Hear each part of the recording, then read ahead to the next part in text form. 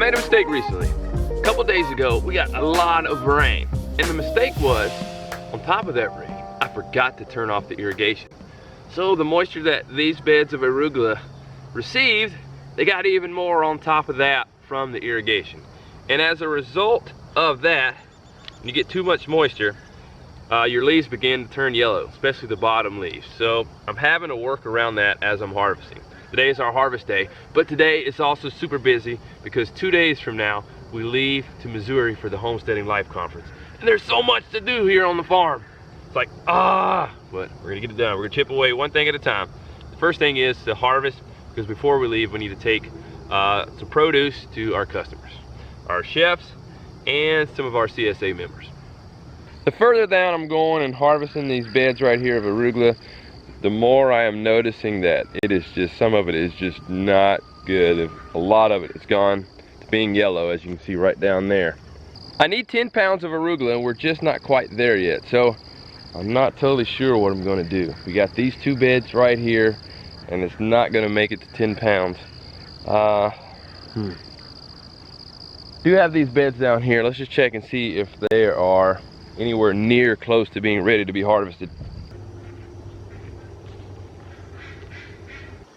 The germination over here is real spotty in a few areas, and some seed even fell by the wayside into the walkway there. So I'm gonna harvest what we can from here. I don't know if we'll get to that 10-pound mark or not. Just had to see.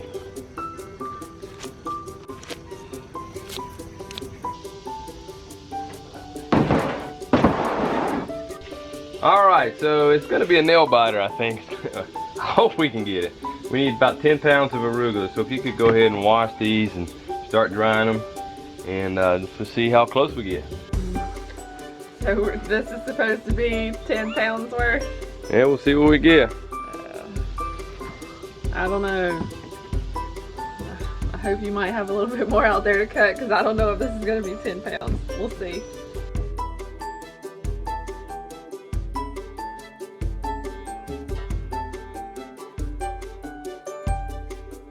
Whoa, look at those little helpers right there. You guys are doing a great job. Put it right here. Okay, I got it, Micah. Up. Sure about that? Yeah. You got some interesting ones there. You said you had some interesting ones? Yeah, this one's name is Snozzle. Whoa. Wonder why it's called Snozzle. Because it has a little nose there? Mm-hmm. Does that nose look like yours? No.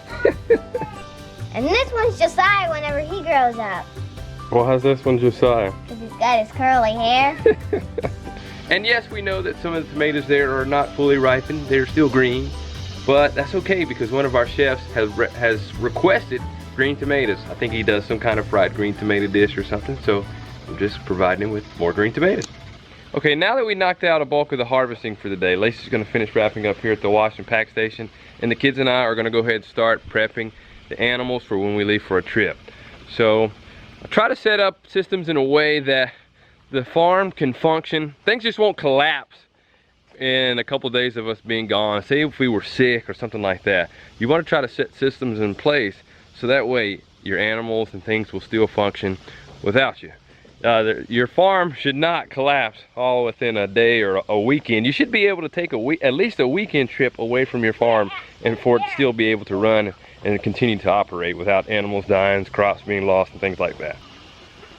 All right, our first area that we're gonna set up to be ready for when we head out of town is gonna be the chicken areas right here.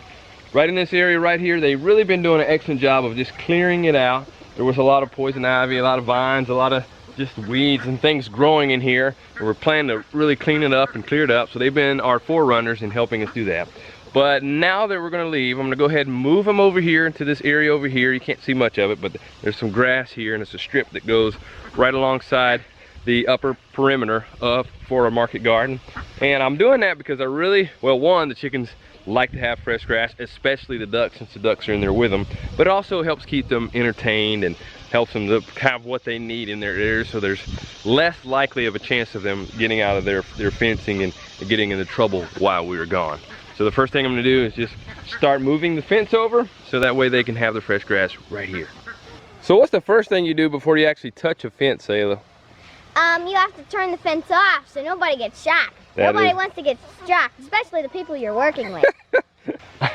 I agree. I don't want to get shocked, and I'm sure you don't want to get shocked either. No. So we definitely want to make sure we turn the fence off. Could you do that for us? Yep. I've gotten shocked plenty of times. Yep, I've gotten shocked a time or two myself. What about you, Mike? Have you been shocked before by the fence? Yeah, he has. Did it hurt? I'm not sure what's going on with this here. All right. Actually, the next thing we need to do before we move the fence is clean up some of this junk that's right in here, because this area is a little messy. What happened is we were using these buckets and a little wagon over there and various items. We're using them to bring water and feed over here for the chickens and the ducks, and we just got a little bit lazy and not putting them back. Isn't that right, guys? Yep. Yep. So we're gonna clean that up first. Put the buckets in the wagon. Josiah, help out over here.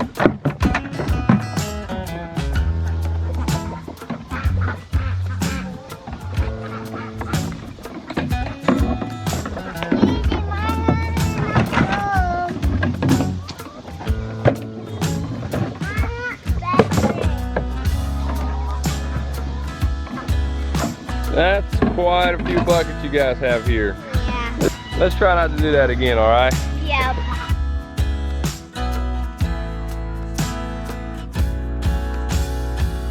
Taylor, do you think they're pretty excited to get some fresh grass? Yep. Happy chickens.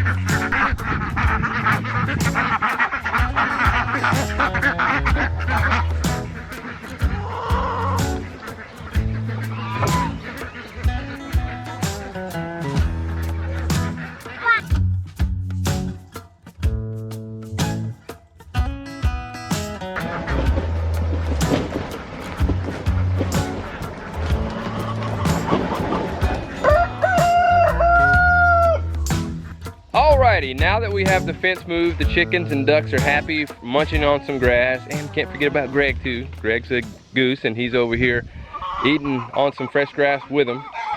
We also moved the chickshaw over, and the next thing that we do is we go along the sides and check each post and make sure the spikes are in the ground, and we actually go ahead and take pins and place them in the last string on the fence. Because the ducks sometimes will take their bill and they'll lift the fence right up from the bottom since it's not electrified, and they'll escape right out. So we take these pins, we place them at the bottom to secure the bottom so that they have a lot harder time with trying to get out. So what they do is they just lift their bill right under this last strand right here, and they just escape right out. So what we do is we put the pin on so they can't lift it up the same. There we go, get it down there. Make sure you get it all the way down so it doesn't come into contact with the one that is hot.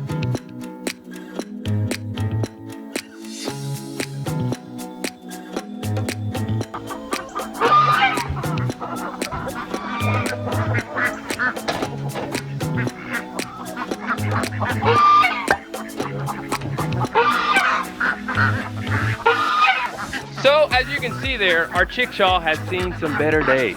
But thankfully, we have a new chickshaw on the way. Somebody who is nearby, who makes chicken tractors, is volunteered to bring us one to help get us a new one.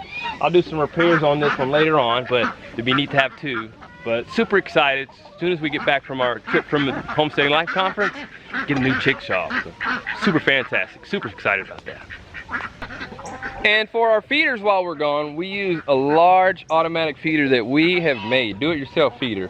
And what it is basically a Rubber-made garbage can with a mortar tub. Basically bolted them together, made slots down here at the bottom so the feed just comes out. So they'll pretty much be having an all-you-can-eat buffet while we're gone. They may gain a little bit of weight, but hey, that's okay. At least we can get away and do the things that we need to do and not be in bondage to our farm.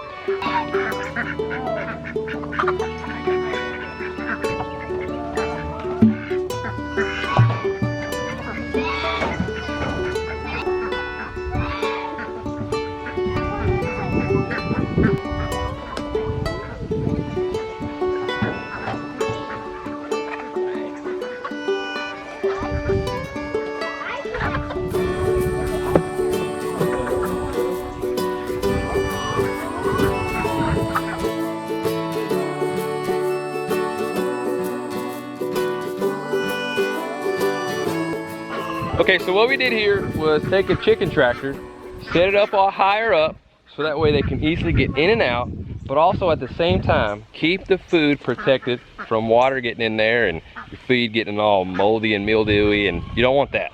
So that way it keeps their food healthy for them to eat, and as you can see there, they'll have easy access. One of the benefits of this chicken tractor is you get to lift up from the top, so I can easily pour the food in right through here and then just close it right back. Overall, that feeder should do the trick. It gives the chickens easy access to it when they wake up and come out of their chickshaw in the morning, and it gives the ducks complete access since they're mostly on the ground, hovering around. But just for the sake of just to be on the safe side, I'm gonna go ahead and add a second one into the chickshaw, and that way the chickens can mainly feed on that. And just in the event that maybe we're longer on our trip than we expected, or whatever the reason, there is a backup feeder right in the chickshaw. We got kids in there. Come on out, guys.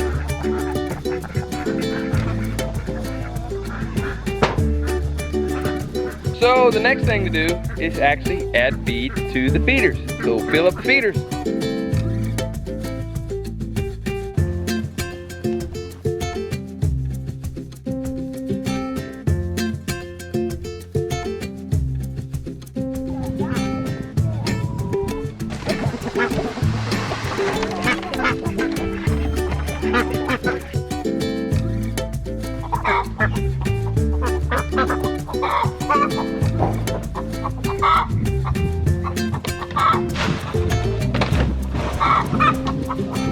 So bang, we have them ready to go as far as feed. And maybe wondering, what about water? What about water? Well, right here is their water. And the automatic water is connected to a hose that runs all the way up to a tank where our wash and pack station is, where Lacie was working on the produce that we harvested earlier, and they should have plenty of water. All right, so we have the chickens and ducks, and they're ready to go. So how many pounds of arugula did you get to? 10? 8. Oh. So we're short 2 pounds. Oh, this is actually one of the first weeks this year we've been short for our customers. All the other weeks we've actually had extra, especially on arugula. So this week will just have to be what it is, and we'll try to get them some more next week. I take the blame just for not staying on top of the irrigation and cutting it off and letting that arugula just get too much water to it. So it is what it is. Sometimes those kind of things happen when you're providing for your customers. There's times where you have a shortage and you gotta deal with it the best way you can. We still have a number of other things to do here on the farm to get it ready to be ready for when we leave. Make sure everything's taken care of. Next we'll take care of the dogs a little bit later, starting to get hot outside. So I think we'll go ahead and have lunch, and then we're gonna go ahead and maybe take the van back. The van that we were hoping to purchase, one of the mechanics said that it had some issues with it, so just a little more issues than we want to deal with at this time. So it's a bummer. I really wanted that one. I love the color. I like the look of the Dodge van. It's just sweet looking. So I just have to keep looking out.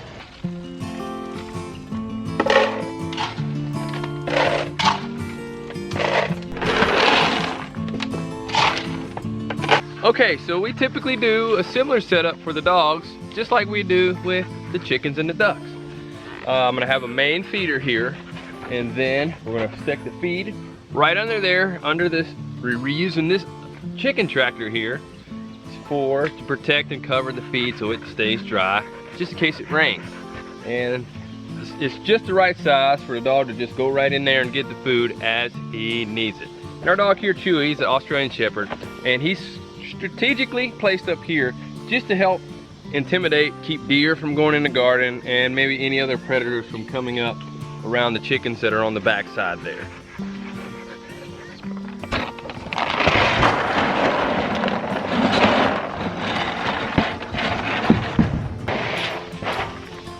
So as you can see right here, the dog can come just right in through there and get to the feed that it needs.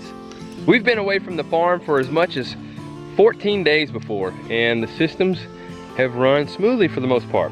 We do have a friend or family member that just comes and checks on things, maybe a time or two while we're away, maybe to gather eggs and do different things like that, and just to make sure that the animals don't run out of water. But for the most part, our systems pretty much run themselves. Hey buddy. Hey. Hey. Alright. So Chewy here likes to get inside of his water that we have for him. So I'm just gonna pour it out right there and gonna give him some new water. Some people who raise dogs outside for protection and livestock dogs, some of them will actually not try to interact with them at all from human standpoint. They really try to keep their distance to really kind of keep more of the wilder nature inside of them. But we do pet our dogs. We do give them attention, don't we? However, their main purpose here is to protect and provide a service here on the farm. That's their job, to keep predators away, and for the most part, whenever we have, even if it's people coming onto the farm or predators or whatever other animals coming by, they do a fairly decent job. Actually, I shouldn't say fairly decent. They really do a good job of letting us know when there's some guest here on the farm.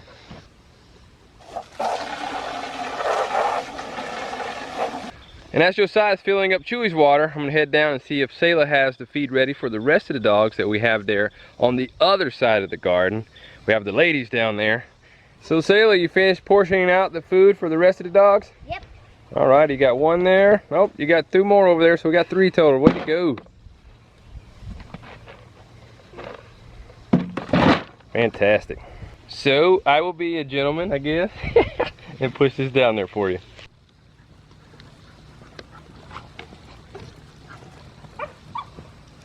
And right here we have a huge automatic feeder that I made a couple years ago. And it's good for feeding a few dogs here. And for the most part, it operates just like the chicken feeder that you saw earlier. Fill up the feed right in here and it goes down the slot in there for the dogs. Selah, while I'm filling up their feeder, will you run with them a little bit? Yep.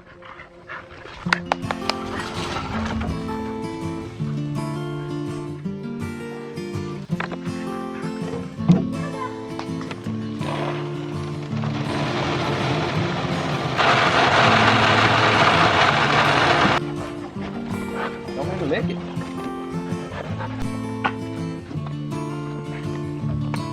Okay, so now that we have the feeders filled up, let's go ahead and get them some water next.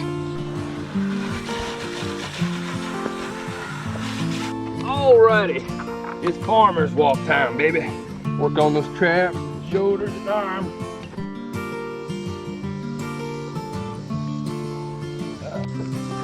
Just a little bit of burn, just a little burn. Alright, with the dogs right here, we basically use buckets filled with water. We take a carabiner and attach the bucket to the fence. That way the dogs don't drag the bucket off or whatever and mess it up.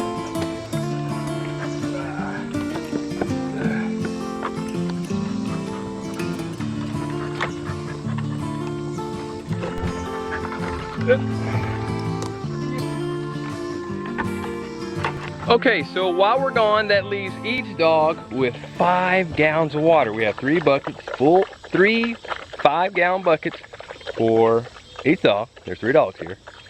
So there's no way that these dogs are gonna drink 5 gallons each. When I was doing bodybuilding, I drank a gallon of water a day. These are dogs, and they're not bodybuilding, so they're not gonna drink a gallon of water a day each.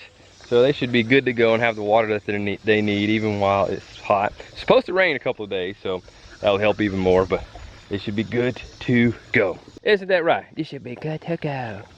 What do you think? Yep. All right. Alrighty, and the last area that we have to get ready is the market garden. As far as irrigation goes, we have that covered. We have an orbit timer, so that will keep everything watered for us. As long as nothing goes wrong. It shouldn't go wrong. It hasn't gone wrong for the most part. But we got that covered. But do you remember that earlier today when I was harvesting the arugula? Well, I'm gonna go ahead and tarp it.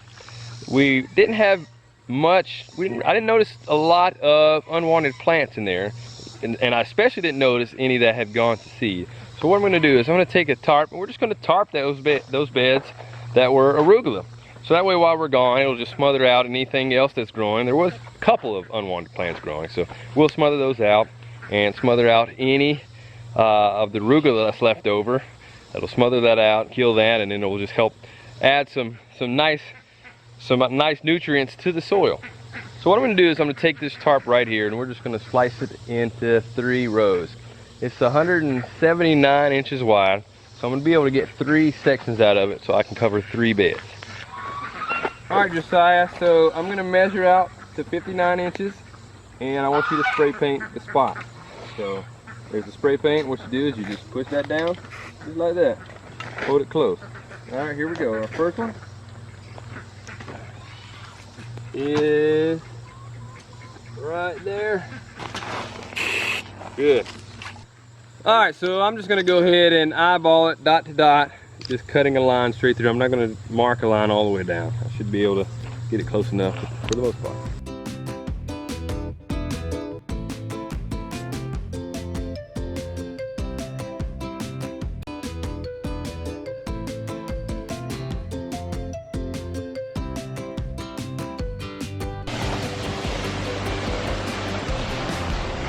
All right, I have that one strip done, and Selah has just been itching, wanting to use the spray can. So this time, Selah's gonna use the spray can, and Josiah's gonna use the tape measure. All right, Josiah, let's move this over here. Right there, move your tape measure and Selah spray. There we go, come on down.